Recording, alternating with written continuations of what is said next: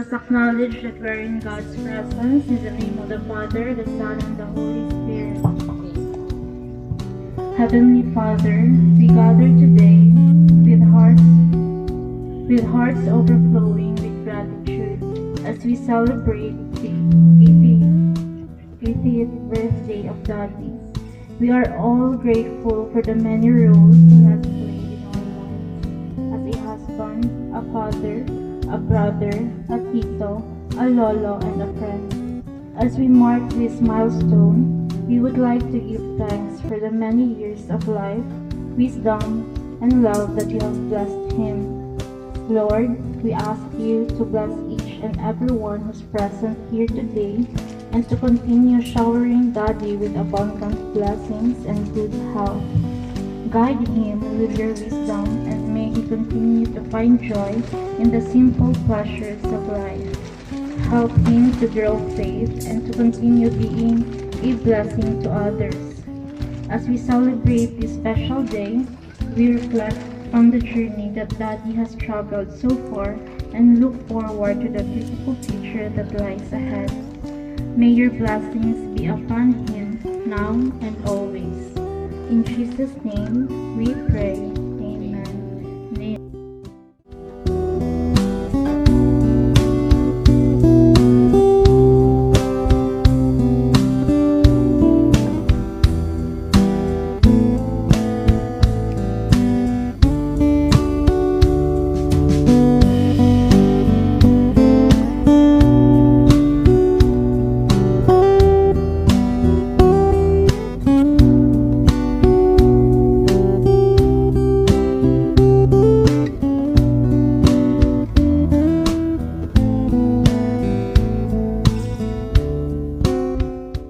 Primero kita nga higayon nga nag-uban mi sa akong magulang mo.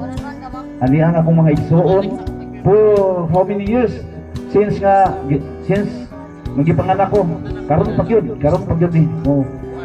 Usa ni ka higayon.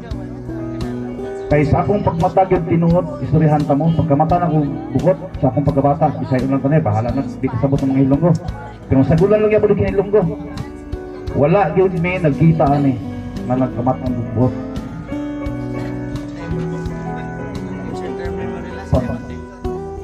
Pag-edad na kung mga 5 or 4 years siguro, wala si Kuyang, wala kayo Cebu, layas man ay sa dati. Itan, guwapo sama na ko, pure-buyag.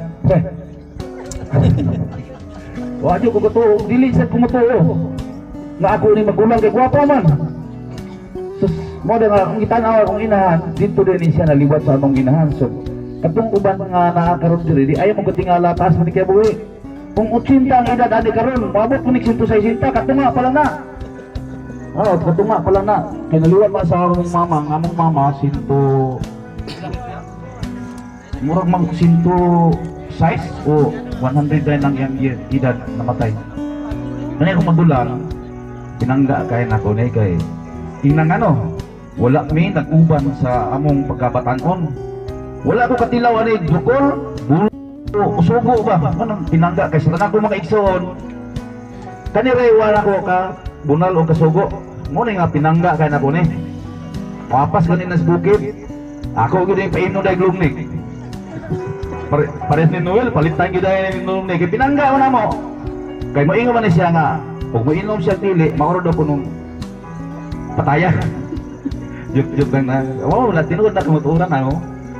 Kung na nga kaning higayon na yun, di yun na po yung malimtan sa akong kinabuhi.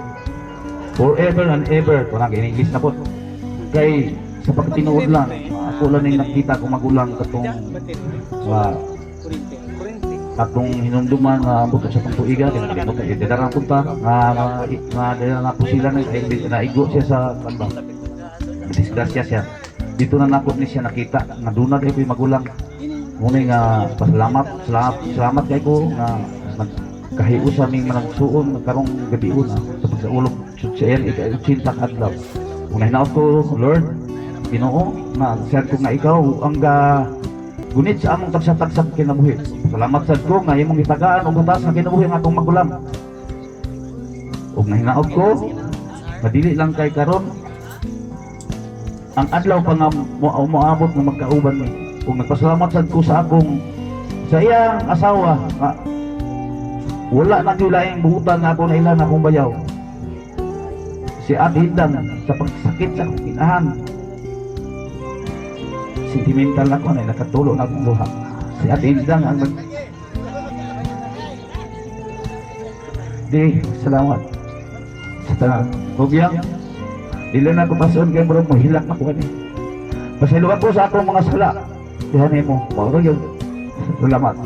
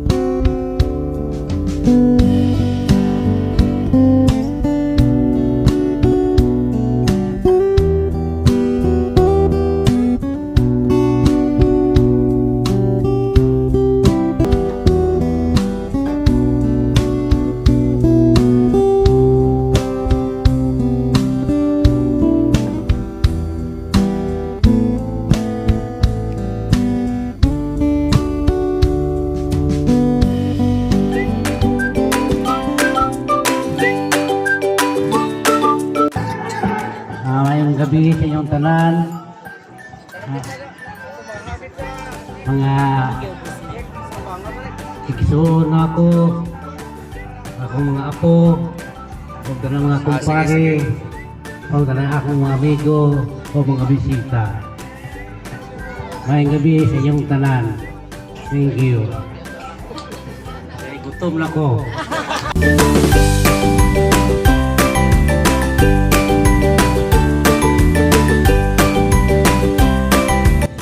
Let us all acknowledge that we are in God's presence, in the name of the Father, the Son, and the Holy Spirit.